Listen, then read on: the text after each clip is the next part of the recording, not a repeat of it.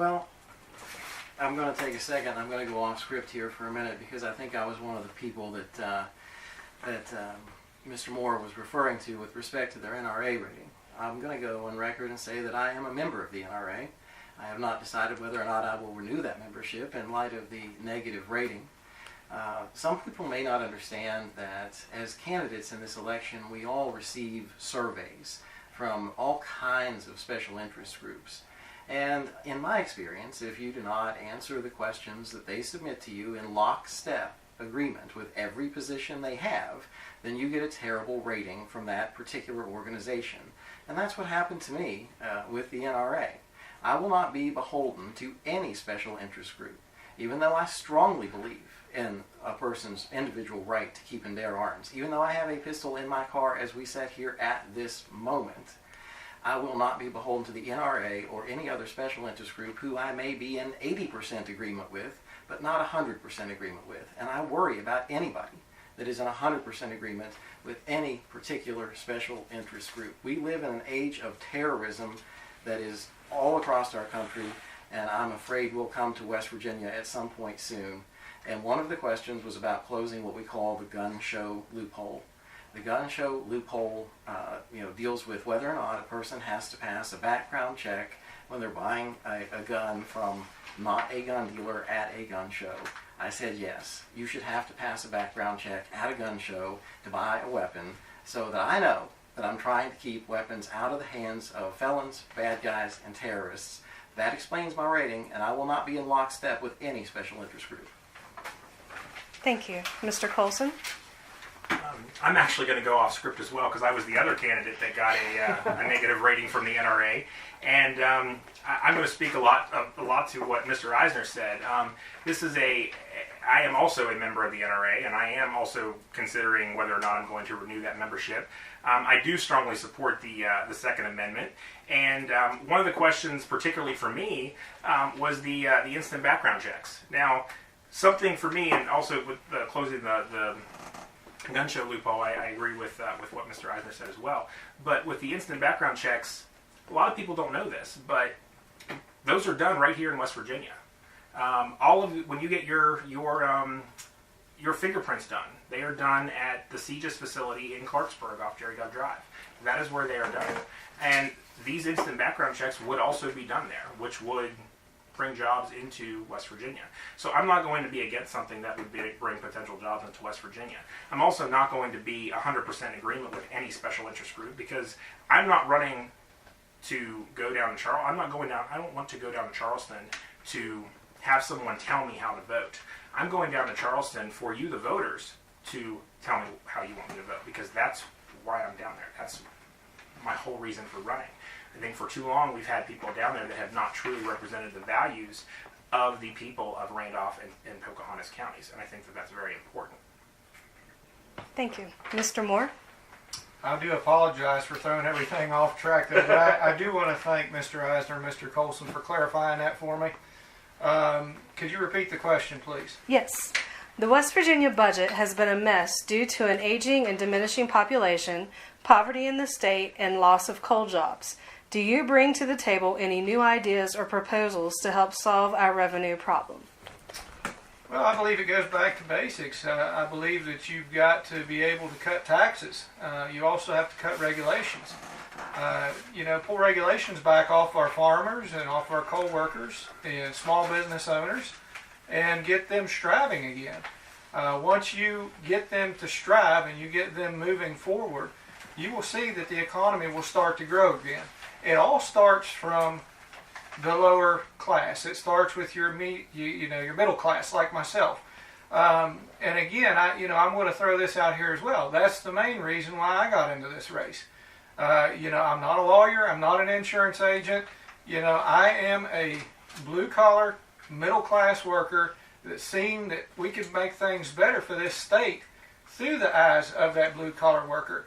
And like many of you out there, I walk in your shoes every day, and I see what needs to be fixed. It is the taxes that are killing folks.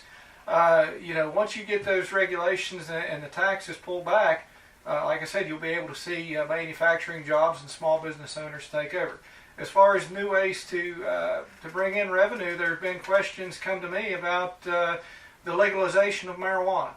That's a touchy subject. That's a subject that a lot of folks don't want to talk about. You look at what Colorado has done with the legalization of marijuana. They pulled in $70 million in taxes, which has helped their state tremendously. If West Virginia becomes one of those states, the first state on the East Coast, you would see our revenue go through the roof, and then West Virginia could start from there and be able to build upon that. And I do thank you for that question. Thank you. Mr. Baylog? Thank you. We need to support the things that we do have going. Our small businesses, our farms. We definitely need high-speed internet for all of West Virginia.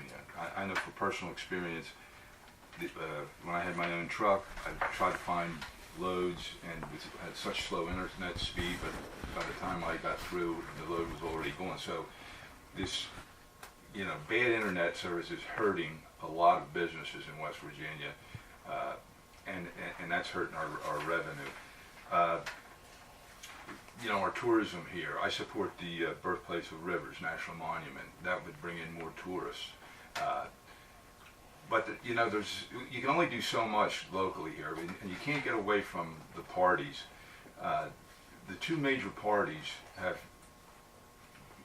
put these bad trade deals in. They've really hurt our economy, and it's like a pyramid. It starts at the local and the state level, and what you see with the two major parties on the national level, it starts here. So what we really need to do is elect alternative political parties, people who are going to look out for the interests of working people and not just speculators. The speculating class has done very well, and they still are doing well, but it's the people who work, the working families, that are ones that are suffering. Because there's plenty of wealth, but it's all going to the top. Statistic after statistic shows that. So there's a lot that can be done with just collective bargaining rights to make sure the people that are doing the work get more money, and they would spend more money. That would stimulate the economy right there. So I'm all for collective bargaining rights and helping working people, and not just the speculator class. Thank you. Mr. Hartman? Are we talking about the budget? Yes. Okay. I think we kind of digressed just a little bit. Like I said earlier, I think that this coming year will be the toughest year since the Great Depression for the fiscal issues that we're going to face. There's two ways to satisfy the budget, I guess, is reduce spending, cut government, raise taxes. The third way, we've got to create some new manufacturing jobs. There's all kind of issues that impact that. I think we have to be concerned about our workforce. You can't equate the unemployment rate to an effective workforce. I don't think that there's a business in Randolph or Pocahontas County that probably couldn't hire individuals if they could find people who were qualified and satisfy all the requirements that are in place today. But getting back to the budget, I think that I don't think there's any question that someplace there's got to be some increase in taxes, and I think that we have to be very careful and cut government every place we can. But I want to say one thing about cutting government. When you cut government, the only real way to save money is cut people. And that becomes a very emotional thing. We saw that with the foresters that were cut earlier this year after the budget was completed. But I think that when we get into those kind of issues, those emotional issues, we have to be prepared to suffer the consequence when it becomes unpleasant because we've made government cuts. But like I say, I think that the budget will occupy probably 75% of our time in this coming session.